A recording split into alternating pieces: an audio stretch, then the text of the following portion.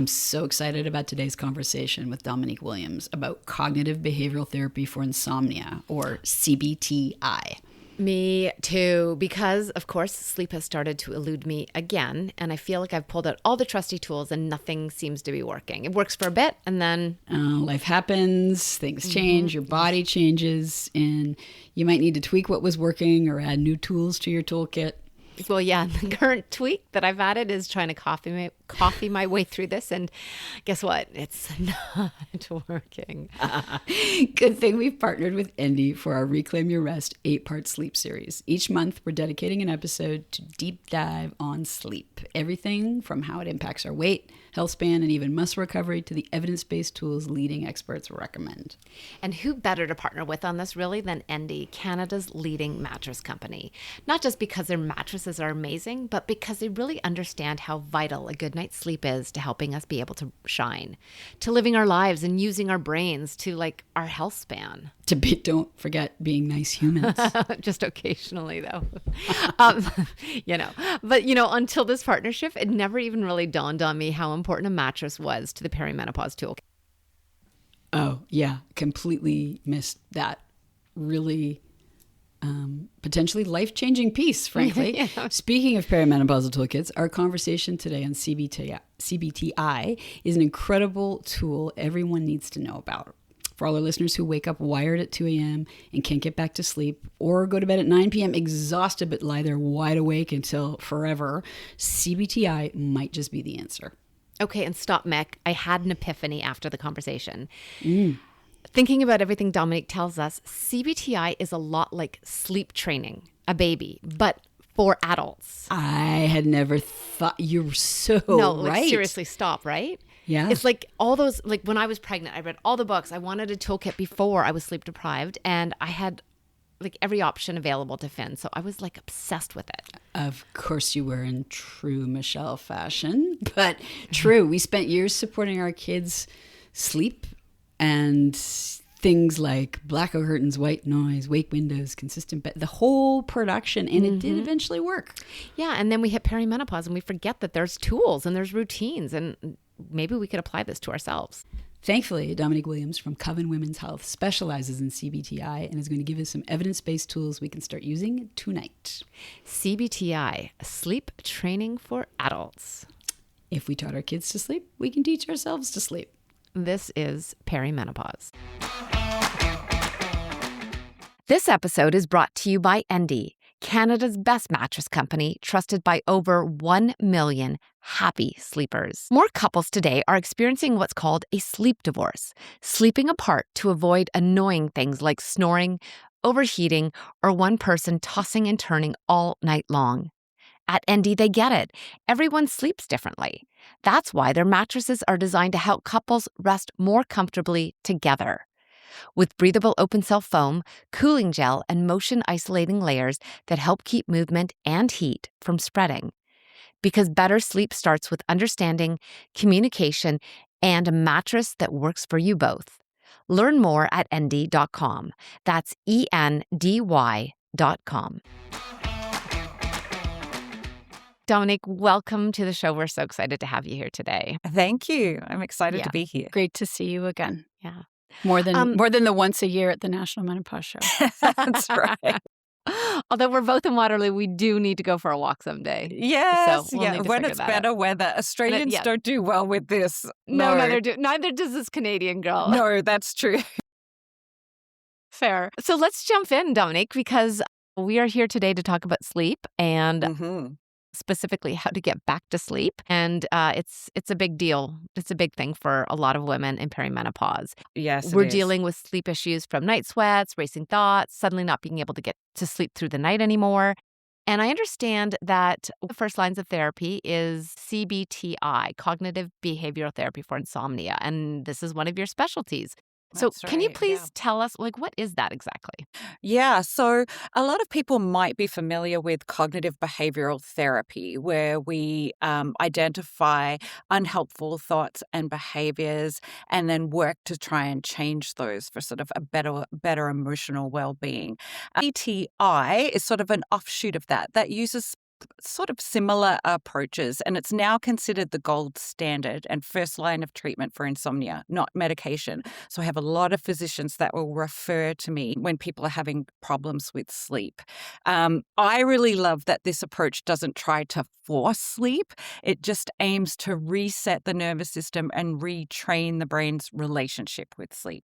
So we know in perimenopause in particular that sleep can become fragile. That's maybe a light word for Elusive, like, non-existent. yeah, shit. It's really hard.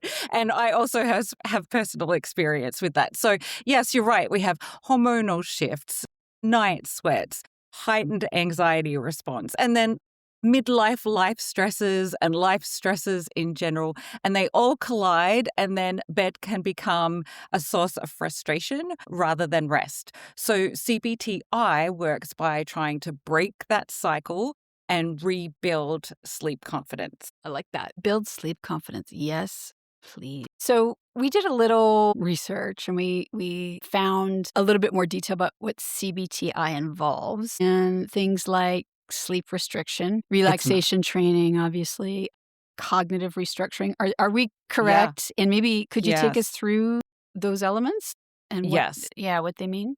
Yeah, so I'll go through them and maybe expand on them a little bit. But you're 100% right. These are the approaches that we use in CBT-I. And for some women, we might use all of these approaches depending on what's going on. And for some, it's just going to be sort of based on what they're experiencing. So one of the first things that we ask you to do is to track your sleep with a sleep diary for maybe a week or two. So we can just really identify, is it problems falling asleep? Is it night sweats waking you up?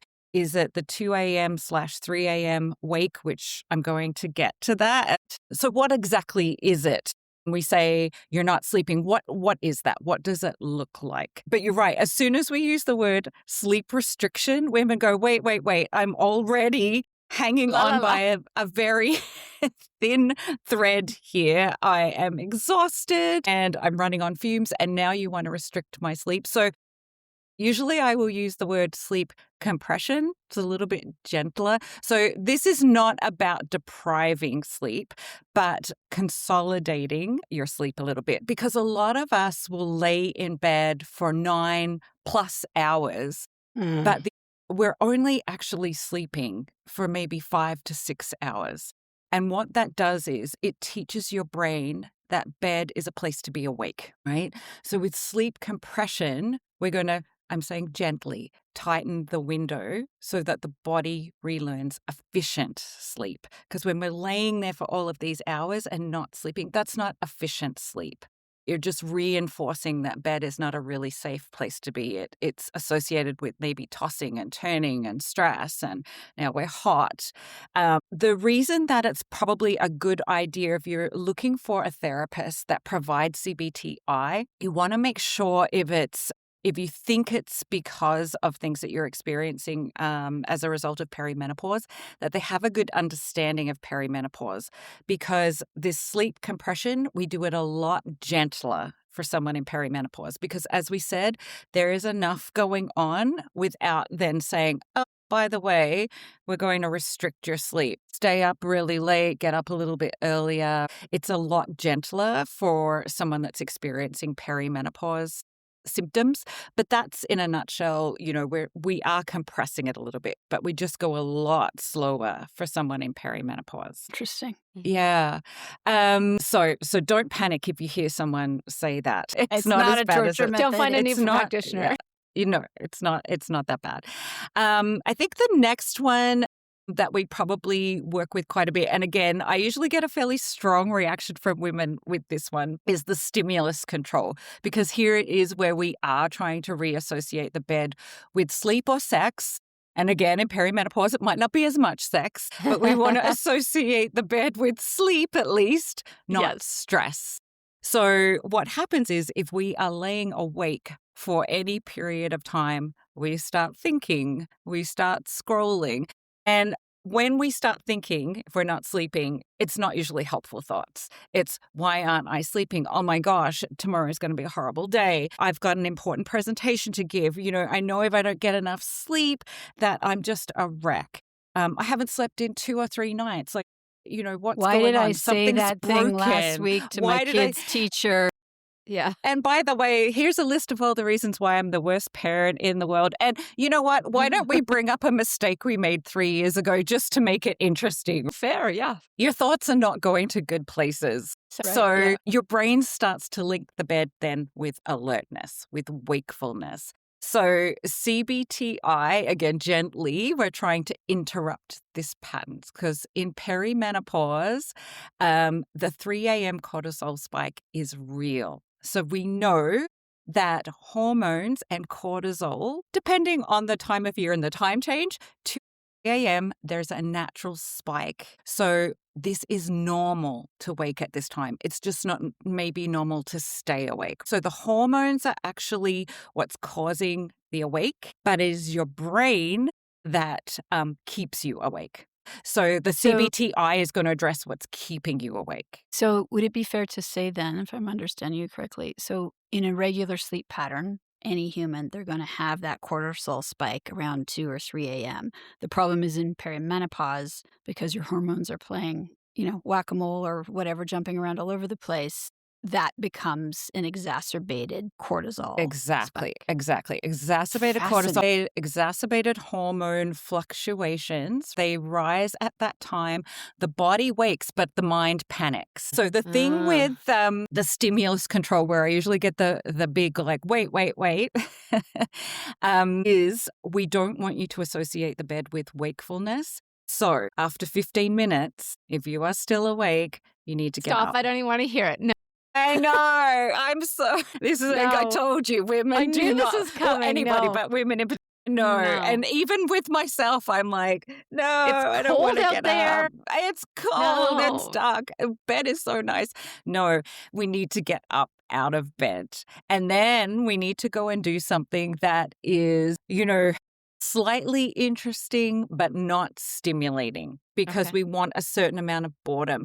We want you to do something like reading, maybe listening to some music, even some different yoga poses that, you can go on YouTube and just search like yoga poses for sleepiness or, drowsiness. Do a couple of yoga poses, something that's not going to, completely wake you up and stimulate you. And then when you start to get sleepy, you go back to bed again. But 15 minutes later, if you are not asleep, you got to get up.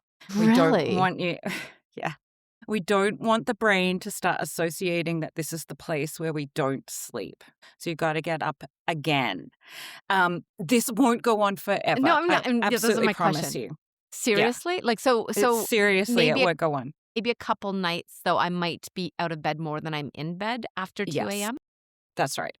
My Yeah. goodness. Yeah. And it does, like we said, it doesn't go on forever. I know it feels like it at the time. And this is when probably maybe the next little bit that I'm going to talk about sort of comes in, where we're talking about our thoughts and how we view our sleep. But it is hard, I think, to sort of wrap your brain around that. It seems counterintuitive that I'm trying to sleep, but I've got to get out of bed to do that. It does work, but Okay. it's not the fun one. I will say with CBT-I, there is a little bit of a commitment. So first of all, like I said, there's going to be a couple of weeks where maybe you're keeping a sleep diary so we can see exactly what's going on for you. And then there is going to be experimentation. And some of them might not be completely comfortable. Like you said, it's cold. I don't want to get up out of bed. I don't want to go downstairs, But I promise you, we're experimenting so that we can find something that works for you. Okay. Carry on. It's carry on away from the not so fun ones. So the next one is the cognitive restructuring. And this is sort of very similar to what we would see in traditional CBT, where we're working with the thoughts that fuel whatever is going on. In this case, that fuel insomnia. So I've already mentioned like what tends to happen is we're awake and we go, if I don't sleep tomorrow, it will be a disaster. And we're trying to replace these thoughts with more accurate, calming truths. Because saying something like tomorrow will be a disaster, that's what we call a cognitive distortion. You might be tired, but it doesn't mean the day is going to be a disaster. We've all had days when we're tired, but it doesn't necessarily mean that that's a bad day. It just might mean that we're tired, more tired than usual. Might mean that we have a little bit more brain fog, which we see in perimenopause, and sleep is a big part of that. Doesn't necessarily mean disaster. So these are sort of the common things we have, like I'm broken, something's wrong with my hormones. If there's one thing that women can take away is that your sleep isn't broken and neither are you. It's just that you're going... Yeah, I mean, insomnia is learned. It might be driven by hormones. That's why I said the hormones might trigger the sleep disruption. We're looking at what is keeping that sleep disruption going. So insomnia is kind of learned by the brain, so it can be unlearned, even in perimenopause. So if you take nothing else away from the podcast, take that. You're not broken.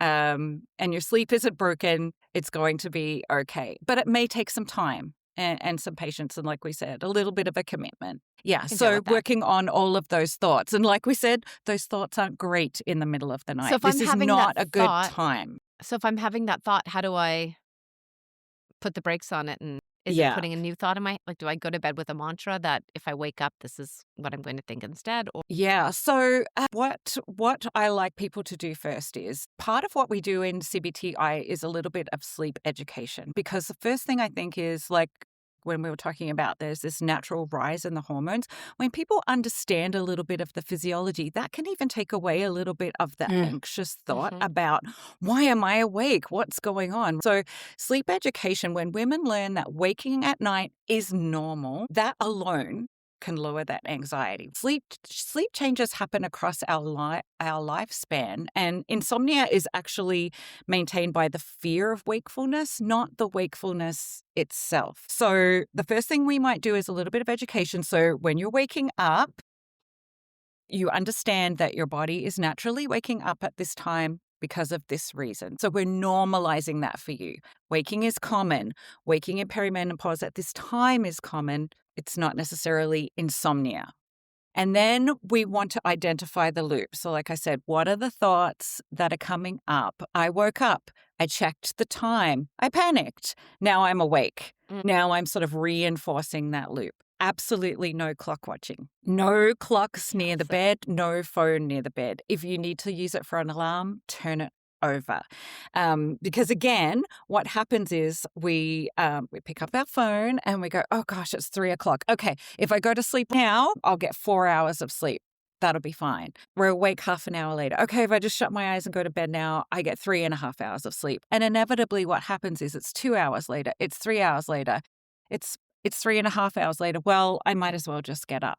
So it doesn't matter if you have 3 hours until you get up or 10 minutes until you get up. We want to retrain the brain to get back to sleep. So no looking at the clock. Turn the clock around, cover it up, put your phone across the other side of the room. Because if your alarm does go off, if that's what you're using it for, it's actually better to, and this is again uncomfortable, I know, get out of bed to turn it off. Because if you hit the snooze because you're tired and you go back to sleep, we're not increasing the sleep efficiency. Fair. So no clocks. Okay. All right. And then we're looking to interrupt the cycle. And we can do that with a couple of the things that, like you said, these are the components that make up CBT-I. One of them you mentioned was the relaxation training. And so that's not necessarily about like calming down harder, but regulating our nervous system. Because again, we know in perimenopause, those fluctuations in estrogen mean that we have this sort of heightened, anxious response. For sleep, we need to have the parasympathetic system turned on. We call that the rest and digest stage. And so how do you do that? Well, maybe it's better to talk about how don't you do that. Googling symptoms in the middle of the night is not going to do it. Looking at the clock every 5 minutes and going, I'm still awake, not going to do it. Rehearsing mentally what your next day is going to look like, probably not going to do it. So what kinds of things do we work on to help you with that? So, and this might be a bit of a personal preference. Some people really like guided imagery, and there are lots of apps that you can use for that are just a really nice, gentle, guided kind of, you're by the beach or wherever is a nice, calm place that you feel like.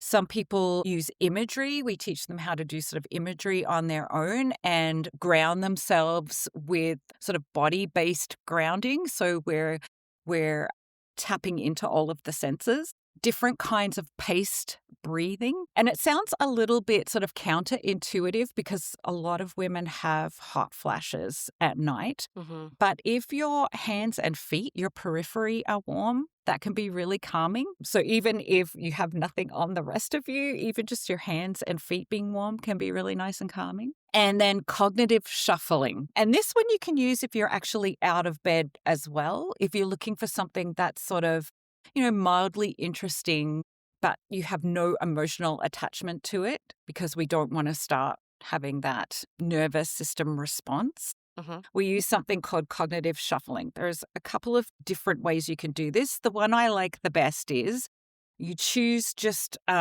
random object that you have no attachment to. So let's just say an apple. And then you start with the first letter, A, and you just start naming in your head anything you can think of that starts with an A. Aardvark, ants, airplane, whatever it is that you can think of. And then you move on to the P, and then you move on to the next P, and then you move on to the L, and then you move on to the E, right? And hopefully then, by the time you get to the second P, you're asleep. Hopefully you're so bored, you're just like, yeah, this is not fun. I'm going to bed. If it doesn't, if you need to go to another word, you go to the next word and you pick something else like, I don't know, coffee. Banana. Start with this. Yeah, something that you don't have any kind of like that's not going to get you. If my husband picked the Oilers and the Oilers happened to lose that night, don't pick like the Oilers because now you're getting worked up. So can I ask you, so those yeah, first relaxation techniques that you mentioned, we should be doing that Yes. in bed, those 15 minutes while we're trying Yes. to get back to sleep. And then Yes. if they don't work, we get out of bed and You we get do out of maybe the this bed. cognitive what did you call it? Cognitive Shuffling. Shuffling. So Cognitive, that's out so of you're bed. literally Okay. when you is shuffling through images, and if I said apple, I mean the first thing that happens is you picture an apple. When your mind is shuffling through those images that we said don't have sort of any emotional attachment, it can't worry at the same time. That's not how our brains work. We can't just stop thinking. You're thinking 24/7, even when you are asleep. And our brains don't work in the negative. So if we just say, don't think about that. This is not the time to think about that. Like, don't think about that. We think about it. So It's I can like use saying- this though, like just if I'm anxious in general. Like this doesn't have to be Yes, sleep. I've never yes, like we said, these are very, very similar approaches and techniques that we use in more traditional cognitive behavioral therapy. When we're working with women who may have the heightened anxious thoughts in perimenopause or just in general, these are very, very similar techniques. Breath work is probably one of the first things that we put in place. Yes. And again, there's lots of different kinds of breath work. I like the diaphragmatic breathing or the belly breathing. You might hear it be called belly breathing, mostly because there's lots of research behind that type of breathing that says if you utilize it, you practice it, you put it in place, it's actually very, very effective in switching on the parasympathetic nervous system and calming yourself down. Yes. So yes, you want to do one of these things, 15 minutes. If no sleep, get out of bed, dim lights, boring activity, and then back to bed when sleeping. Can it still be blackout? Do I have to put lights on? No, you don't have No, to okay. put a light on. If you're comfortable kind of walking around, you're not going to, fall over in the middle of the night and kind of hurt yourself or something like that. Love what you're hearing? Don't miss our weekly newsletter. It's got expert advice, evidence-based resources, practical tips, and of course, a little humor. Go to thisisperimenopause.com to subscribe and join the thousands of women who have realized they need and deserve better. I think for maybe for my fellow type A listeners out there, you just touched on something in the context of practicing breathing. And Yeah. so that was a big struggle for me in terms of relaxation techniques, because I didn't at the time, this is, 10 years ago now, really understand Yeah. how to build a habit. And so I would Yeah. try relaxation breathing, but in the height of when I needed it, which is not the time. And then I'd be No. frustrated because it wasn't working. And Yeah. it actually ended up contributing to my anxiety spiral. So I think you mentioned practice somewhere in there, and that really Yes. I joke that I hate meditating, and I don't really, but it's a legacy thing for me where I'm like, well, I tried, I can't do this, that whole type A. Yes. If I'm not good at it, then I'm just not good at it. But it's good to practice these things during the day before you're in your stress spiral at night and awake and it's dark, and I just, hot tip from me to you, Yes. that will Yes. pay off. Yeah.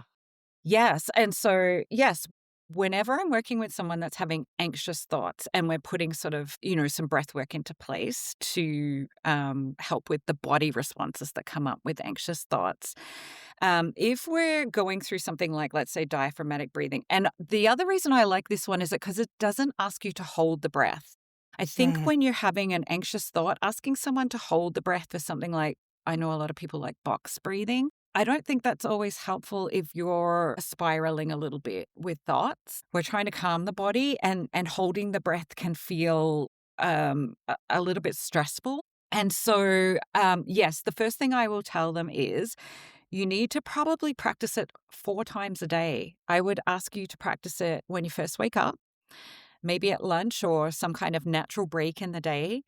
In the afternoon, if you have a little bit of time, and it only has to be a couple of minutes at a time.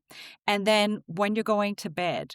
So there's 2 ways that this helps. Like you said, first of all, it starts to train your brain that this is how we calm you down. This is how we calm down. And it's sort of like when you've done a sport for a long time, or you do something in the gym, some kind of activity, and you've been away for a little while and you go back to it and your body just remembers how to do it. It's exactly the same with breathing. When your body and your brain learn, oh, this is how we calm ourselves down, then what happens is if you are having anxious thoughts, anxious body response, and you start the breathing, your body remembers, says, oh yeah, that's right. This is how I calm myself down. The other part is some of the research shows that something like diaphragmatic breathing, when it's practiced long term, consistently, day in, day out, it can prevent having the body response in the first place. So it's kind of a twofold benefit that you get from something like that. But yeah, and as far as meditation, I'm actually not very good at traditional meditation myself. So, but I think people think you have to sit there and sort of, chant something or have this mantra or whatever it is. I would say things like vacuuming. For me, it sounds ridiculous, but it's meditative because it is a repetitive movement. You're not necessarily having to concentrate your thoughts on it. Walking can be meditative. Washing the dishes can be meditative. Things like coloring or painting, any of those things where it's just sort of that repetitive moment, that's meditation. I think people are already doing it. They just don't really realize it. But yeah, Thank you for breath that. work, no Yeah. problem. And then the last part of the CBT-I is the sleep hygiene. And I think most people are fairly familiar with, sleep hygiene and the things that you should have in place for a good night's rest, like, a dark room, a cooler room. Now, in perimenopause, and I will say, my poor husband has to live with this. I literally have the heat off and the window open in the winter and deal with it because I have to have freezing. It has to be freezing. You just add a blanket or something, but I have to be freezing. So people know, yes, going to bed at the same time, waking up at the same time, having a gentle wind down routine at night, maybe warming the body for a certain time before you go to sleep, like having a shower or a bath or, some kind of heating pad, because when you cool the body down, you get nice and sleepy, not eating too much before you go to bed. So those kinds of things I think people are fairly familiar with, but Again, when we're working with someone who's experiencing symptoms as a result of perimenopause, we're going to include probably a few different strategies. So temperature regulation is going to look a little bit different because we know that, hot flashes that happen at night, the night sweats, really interfere with sleep. So do you have sheets that are cooling sheets maybe? Are you really cooling down the room? Do you have sleepwear that might be a little bit more cooling? Can you leave changes of sleepwear beside the bed? Do you have water? Do you have a cooling pack so that you can, if you need to get changed, get yourself comfortable, get back to sleep? This is another one that we all don't like to hear, but alcohol timing is a little bit more important in perimenopause. I know, and most women know, if you drink wine, you probably are going to have a hot flash at night. Like I know that. So I have to sort of be aware of that. If I'm choosing to have wine, I'm choosing to have a hot flash at night. That's the way it is for me. But alcohol timing might be something that we look at if your sleep is being disrupted. I love that you said alcohol timing and not like taking it out. No, we're not taking that Thank you, away from Dominique. anybody. Please, Thank you, darling. please. No, we're not taking it away. But awesome. yeah, it might be the timing, or, when we talked about sort of some of the cognitive restructuring and the thoughts, I have accepted that this might happen. And so I'm preparing myself for that a little bit, that I've got things in place because I may have a hot flash if I choose to have a glass of wine and it's dinner time. I'm not advocating day drinking. Oh, but day drinking is the absolute best. It's the best. Just drink at 2:00 and then you're good. And then you're fine. Or brunch. And then you're Or even brunch. better. I mean, stop. Yeah, let's do Just breakfast start in the morning. Come on. I A little like where this is tequila going. in your Caesar or Bloody Mary. Yeah, do Brilliant. it How can you first day thing. drink if you don't start at breakfast? I mean, honestly, no. Yeah. So how long does it take to start seeing some of the results of CBT? Yeah. So again, like we said, it's a little bit of a commitment. Most people I work with will start to see some benefit within 2 to 4 weeks, with continued gains, I would say, over 6 to 8 weeks. And we're continually tweaking things, but it's not sort of a one and done. It's not like, you said, well, I tried breathing. It didn't work. We're asking you to try it for a certain period of time and kind of run that experiment. Use your sleep diary. What changed? What didn't change? We're coming back. Okay, now let's try maybe something like this. Put that in place for a little while. So it is a little bit of a time, but yeah, some people in 2 to 4 weeks will say, I'm already seeing some benefit. And seeing some benefit means, like, at what point do I get to sleep through the night again? Like, is that ever a possibility again? Yeah, absolutely. Yeah, absolutely. It's a possibility again. Everybody's menopause journey is a little bit different. Some women have no hot flashes. Some women have hot flashes for several years. Some women have hot flashes for years and years and years. So it may be that you still have a bit of disrupted sleep, but you can get back to sleep really quickly. Like you've worked with yourself enough to know it's okay, I can get back to sleep. I think it depends what's going on with you and what else is going on in your life, other health issues. So it is a little bit individualized. But yes, I think it's possible to have good sleep efficiency. Could we Go maybe ahead. do 10 years ago, I started waking up at 2 a.m. and a frying pan couldn't get me back to sleep at that point. I was just so wired and frustrated, and it was awful. And I think that's probably not uncommon. I know it's not uncommon in No. perimenopause, especially No. now there's more, in the menopause community, there's a recognition now that sleep disruption is often the initial symptom, even long before other things like period changes and or hot flashes and or more traditional symptoms start kicking in. I'd say that, and probably, in my experience, also the anxiety. Could you walk us through, I've come to see you, I'm desperate, I haven't slept properly in a long time, and 2 a.m. was my magic hour. It was like clockwork. Like between 2 and 2:02 a.m. I was awake. What would you counsel me to do? Yeah.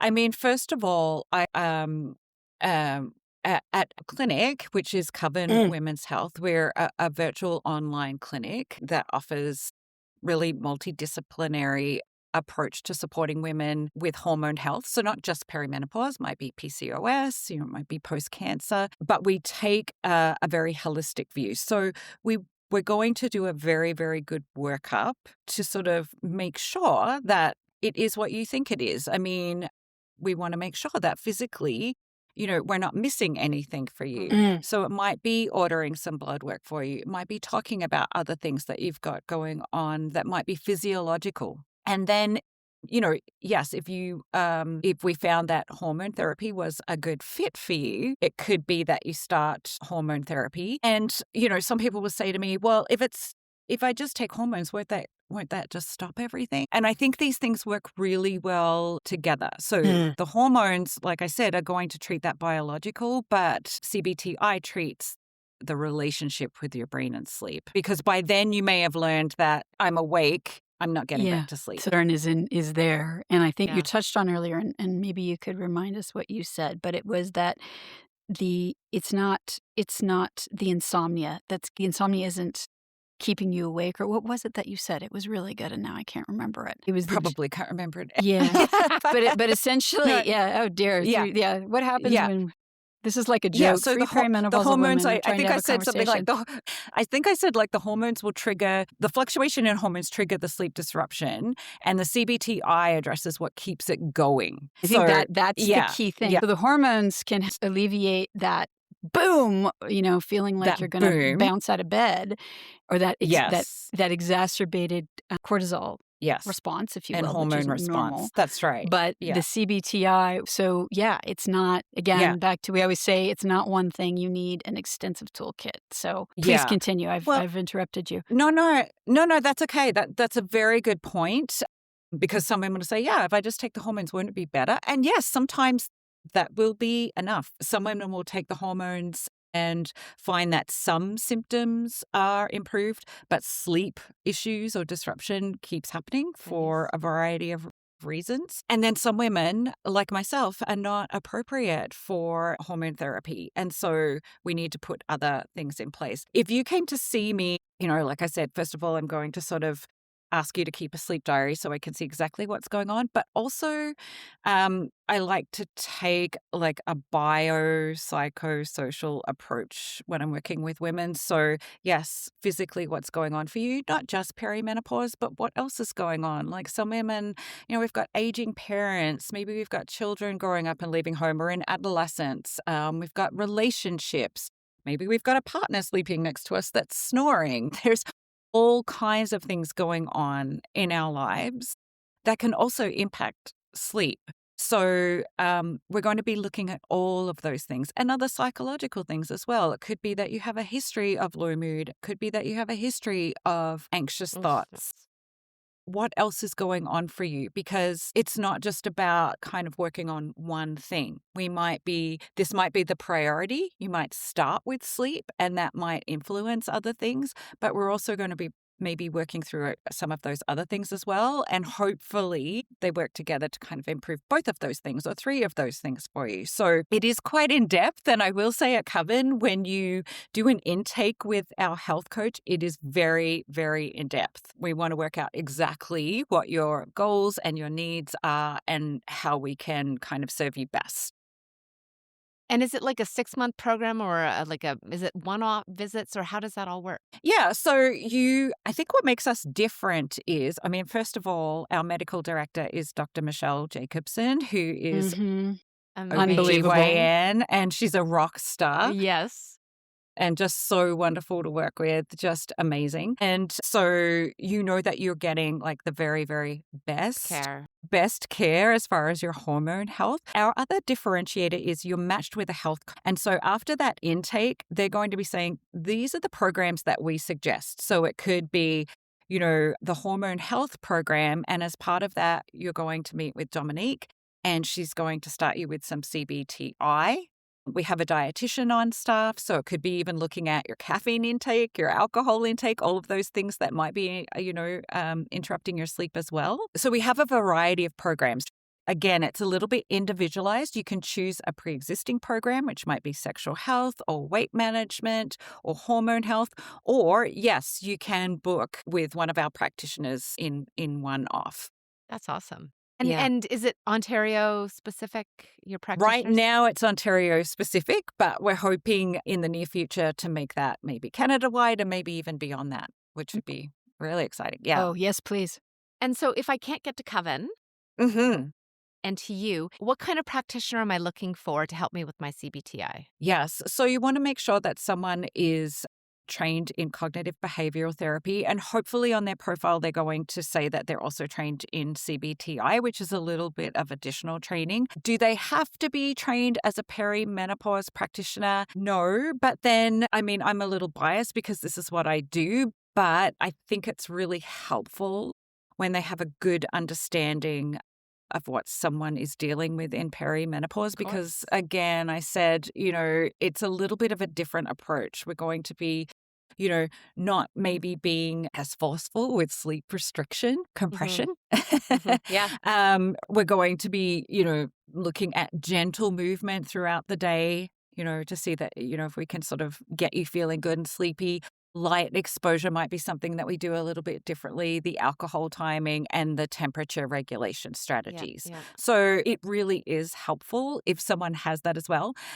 When you say that, do you mean Menopause Society certified? Necessarily, usually they will have on their profile if they work with perimenopausal women specifically. So I'm not even sure if there's a designation for therapists. There may be, but I've had some additional training with perimenopausal women, and usually they will have that in their profile. But these are the kinds of things most therapists will have, a 15-minute free meet and greet. So these are the kinds of questions that you can ask them ahead of time and just sort of say, this is what I'm experiencing. Is this something that you feel comfortable addressing?